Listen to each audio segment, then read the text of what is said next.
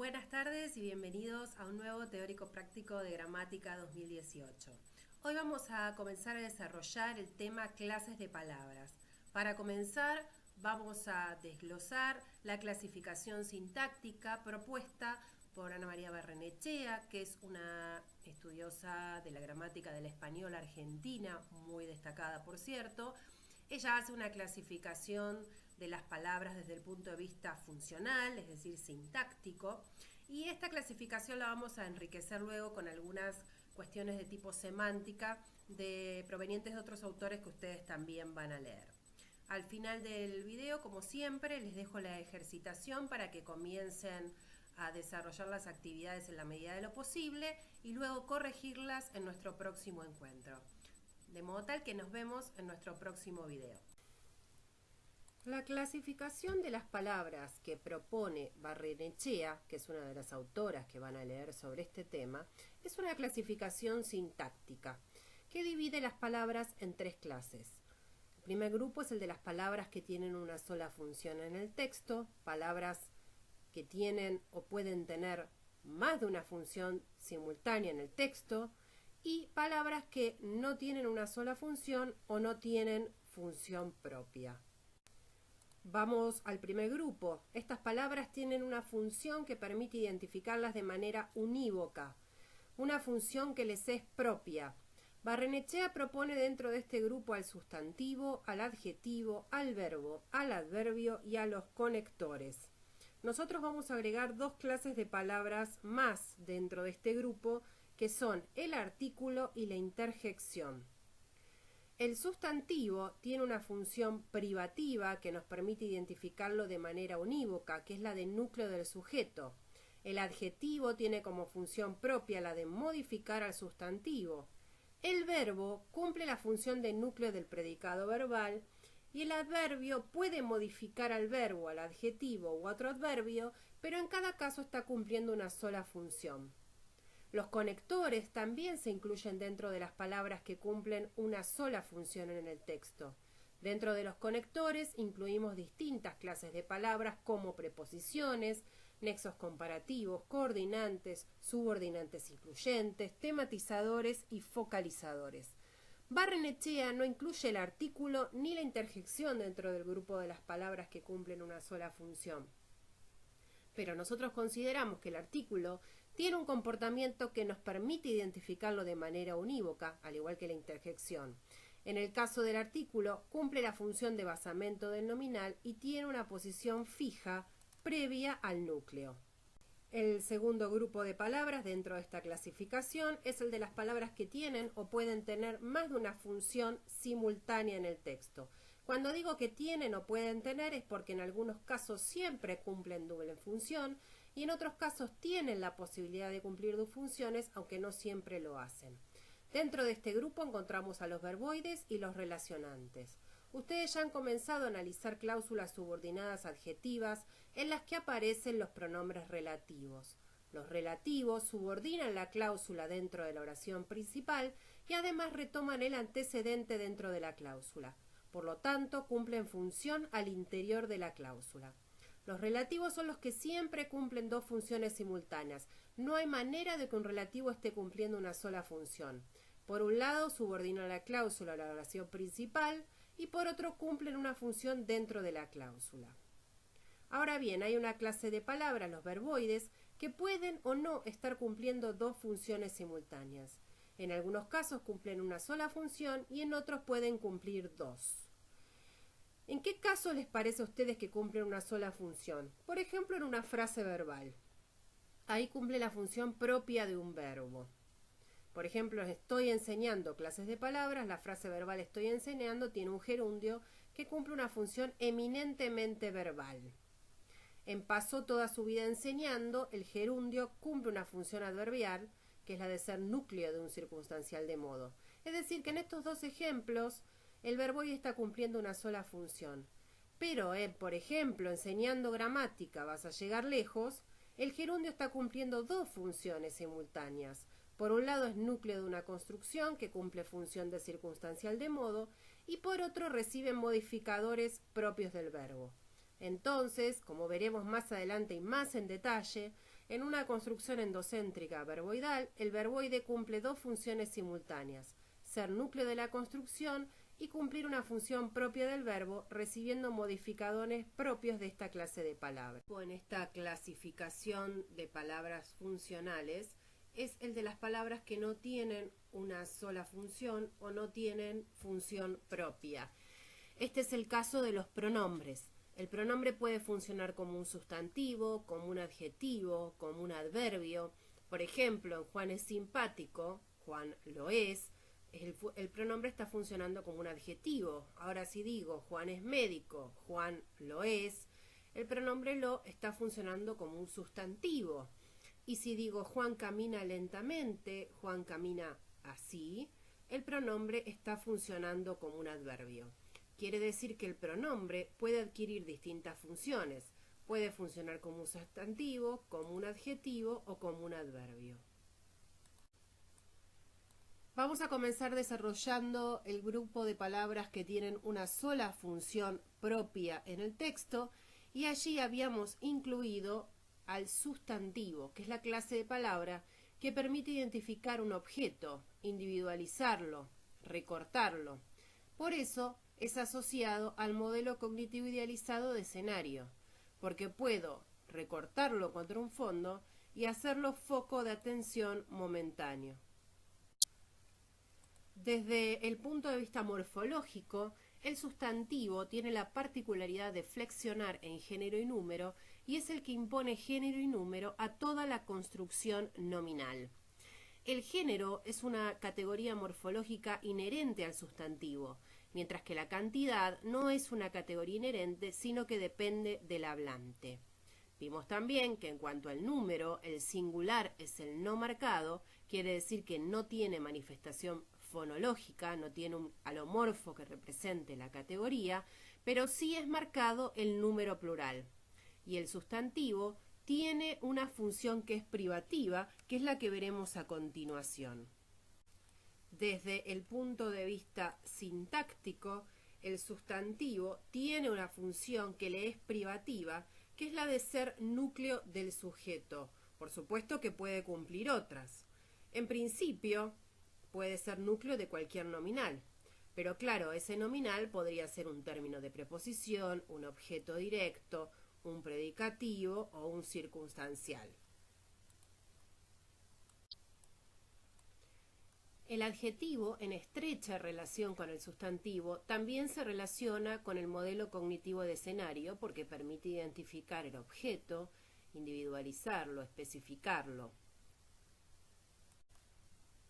En cuanto a lo morfológico, el adjetivo varía en género y número en concordancia con el sustantivo y tiene como función privativa la de ser atributo del sustantivo. Los adjetivos variables expresan morfológicamente las categorías de género y de número, y los invariables no flexionan para expresar categorías morfológicas.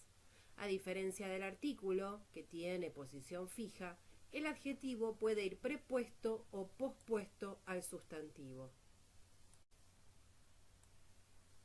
El verbo expresa acciones, procesos o estados, y a diferencia del sustantivo y del adjetivo que están asociados al modelo cognitivo idealizado de escenario, el verbo está asociado al modelo cognitivo de Bola-Villar, donde hay transferencia de energía de un objeto a otro. Desde el punto de vista morfológico, las categorías propias del verbo son tiempo, modo y aspecto. Pero además el verbo expresa otras categorías por concordancia con el sujeto, que son las de persona y número. Y dijimos que la función privativa del verbo es la de ser núcleo del predicado verbal. Siguiendo dentro del grupo de palabras con una función única o propia en el texto, vamos a detenernos ahora en el adverbio. El adverbio morfológicamente es invariable. Esto quiere decir que no flexiona, que no expresa categorías morfológicas. Algunos pueden recibir morfemas derivacionales, por ejemplo un diminutivo, como en cerca, cerquita, pero no todos los adverbios admiten esto. Por lo tanto, al no flexionar, el adverbio no entra en conexiones sintácticas con otras clases de palabras. ¿Cuáles son las funciones del adverbio? Por un lado, cumple una función que es la de modificar al verbo, es decir, caracterizar de algún modo la acción, el estado o el proceso. Ahí tienen en pantalla camina lentamente. El adverbio lentamente está modificando al verbo caminar, quiere decir que es un modificador del predicado solamente. Por otro lado, el adverbio puede modificar a otro adjetivo, como en Juan es muy lento, y puede modificar a otro adverbio, como en camina muy lentamente. En estos tres casos, como modificador del adjetivo, del núcleo verbal o de otro adverbio, el adverbio está modificando un constituyente en particular de la oración. Ahora bien, el adverbio, en ciertos casos, puede modificar todo el contenido del mensaje y marcar un ámbito de restricción de verdad de lo que se dice. Por ejemplo, económicamente esos índices son perjudiciales para el país, el adverbio económicamente está modificando el dictum en alguna medida. ¿Estoy diciendo que los índices son perjudiciales en general? No, desde el punto de vista económico. Entonces, podría parafrasear la oración así. Desde el punto de vista económico, estos índices son perjudiciales. Quiere decir que económicamente es un adverbio que está modificando o circunscribiendo la verdad del dictum. Está restringiendo el ámbito de verdad de lo que se dice. No se dice que los índices sean perjudiciales en general, sino solo para la economía. En ese caso, el adverbio no está modificando al verbo, sino que está modificando a todo el mensaje. Ahora, por otro lado, los adverbios podrían modificar al modus, a la actitud del hablante respecto de lo que dice, ya no al contenido o al valor de verdad de lo que dice, sino a la actitud que manifiesta respecto de lo que dice. En ese caso, el adverbio sería modificador de la modalidad. La influencia del adverbio en ese caso es oracional, pero no afectando al contenido, sino a la modalidad de la oración. Por ejemplo, en sinceramente no me gustó la película, el adverbio no está afectando el valor de verdad de lo que dice, sino la posición subjetiva del hablante. Podríamos parafrasear la oración así: te digo con sinceridad que no me gustó la película. Como vimos, el adverbio puede tener distinto ámbito de influencia. Puede estar afectando solo a un constituyente, puede estar afectando al verbo, puede estar afectando a todo el contenido oracional o a la modalidad oracional. Si seguimos desarrollando las palabras que pueden tener una sola función en el texto, habíamos mencionado el artículo. El artículo determinado es el mejor representante de la categoría. Ahí tienen los ejemplos: el, la, los y las, en su versión singular y plural, masculino y femenino. Pero los artículos indeterminados tienen el mismo comportamiento: un, una, unos y unas. Desde el punto de vista morfológico, el artículo flexiona en género y número en concordancia con el sustantivo. Sintácticamente, cumple la función obligatoria de basamento en el nominal, y este es el dato que habíamos mencionado como fundamental para considerarlo dentro de las palabras que tienen una función propia. El artículo tiene posición prepuesta obligatoria al sustantivo. Y eso es justamente lo que lo distingue de los adjetivos. Dentro del grupo de las palabras con una sola función en el texto nos quedaban los conectores. Vamos a mencionar algunas restricciones que permiten su reconocimiento. La preposición se combina siempre con pronombres terminales. Ahí tienen el ejemplo: lo que te gusta de mí. No es aceptable lo que te gusta de yo, por ejemplo, o lo que te gusta de me. Es decir, no acepta un pronombre en caso nominativo o en caso acusativo. Cuando hablamos de pronombre terminal, estamos haciendo mención a la categoría de caso, que es la categoría propia del pronombre, que permite señalar qué función sintáctica cumple el pronombre según el pronombre que sea elegido. En este caso, de mí utiliza un pronombre en caso terminal o terminativo. Por lo tanto, mi va a cumplir la función de término de preposición. En cambio, los nexos comparativos admiten el pronombre en caso nominativo. Un alumno como yo. ¿Sí? Aparece yo, que es un pronombre en caso nominativo. Y los subordinantes incluyentes tienen la restricción que señala que siempre introducen verbos conjugados.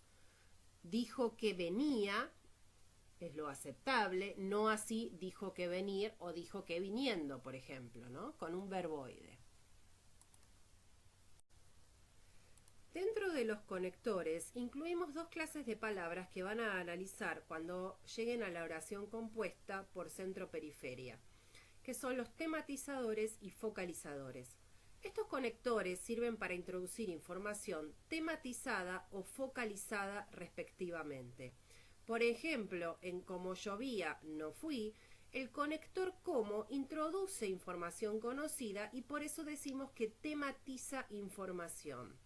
En cambio, en no fui porque llovía, el conector porque encabeza información nueva y por eso lo llamamos focalizador. Solamente los estamos mencionando y desarrollando brevemente desde el punto de vista de la clase de palabra. Ustedes los van a ver en funcionamiento cuando hagan el análisis sintáctico de la oración compuesta. Es importante tener en cuenta que los conectores tienen ciertas restricciones posicionales. Las preposiciones y los nexos comparativos siempre tienen que aparecer antes del término. Esto los diferencia de los coordinantes, que aparecen entre los términos coordinados. Y los subordinantes, tematizadores y focalizadores siempre aparecen encabezando la cláusula que introducen.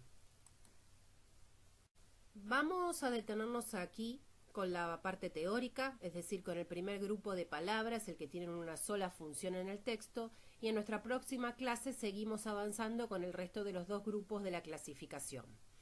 Les propongo ahora realizar una ejercitación para poner en práctica algunos de estos conocimientos nuevos adquiridos y les dejo aquí el primer ejercicio que van a tener en la guía que les voy a mandar a través del campus, en el que se les pide que identifiquen los sustantivos en el texto Emma Suns.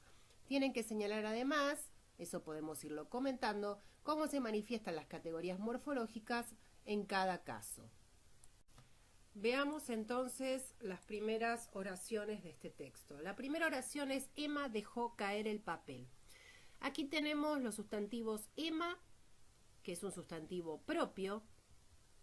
¿Qué características tiene? Que no necesita basamento, es decir, tiene basamento en sí mismo, porque designa un referente de modo unívoco.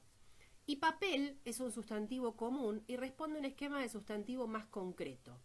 ¿Qué función están cumpliendo los dos sustantivos? Emma es el núcleo del sujeto y papel es el núcleo del objeto. ¿Qué función cumple caer? No es un objeto directo, porque el objeto directo es el papel, que incluso puedo pronominalizar con lo dejó caer. Se trata antes bien de un predicativo objetivo. El predicativo no es siempre un adjetivo, puede ser una construcción prepositiva, un infinitivo, un participio. ¿Cuál es la prueba que hacemos? Pronominalizar el objeto directo y ver que caer se mantiene como constituyente aparte. Por ejemplo, trajo el pullover rojo. ¿Qué función cumple rojo? ¿Podría ser predicativo objetivo? Claro, si era azul, por ejemplo, y lo trajo rojo, el adjetivo cumplirá la función de predicativo objetivo. Es decir, si originalmente era de otro color y lo trajo rojo porque, por ejemplo, se manchó, cumplirá la función de predicativo. Ahora, si el pullover era rojo, el adjetivo cumplirá la función de atributo. Bien, sigamos entonces adelante. Lo que vemos respecto de las categorías morfológicas en papel.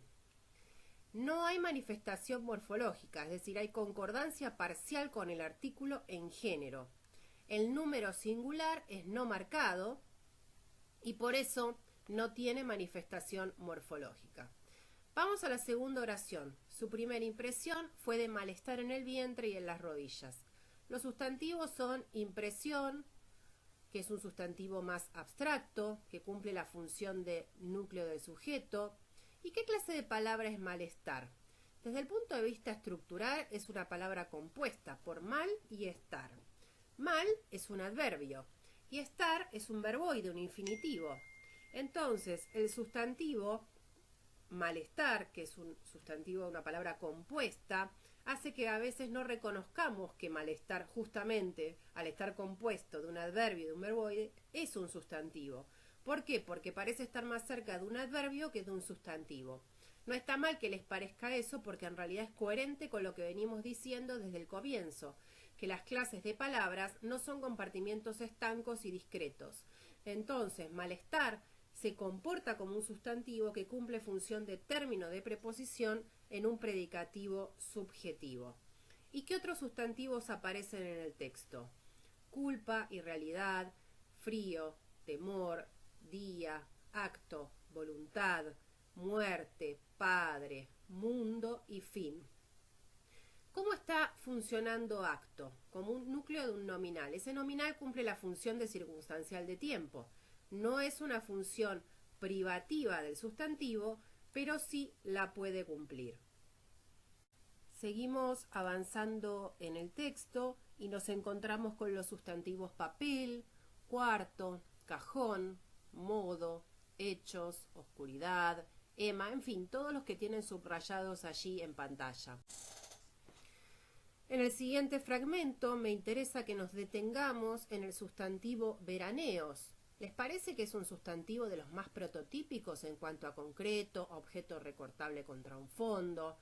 Más bien parece relacionado con el tiempo, involucra un proceso que se supone se desarrolla a lo largo de un periodo de tiempo.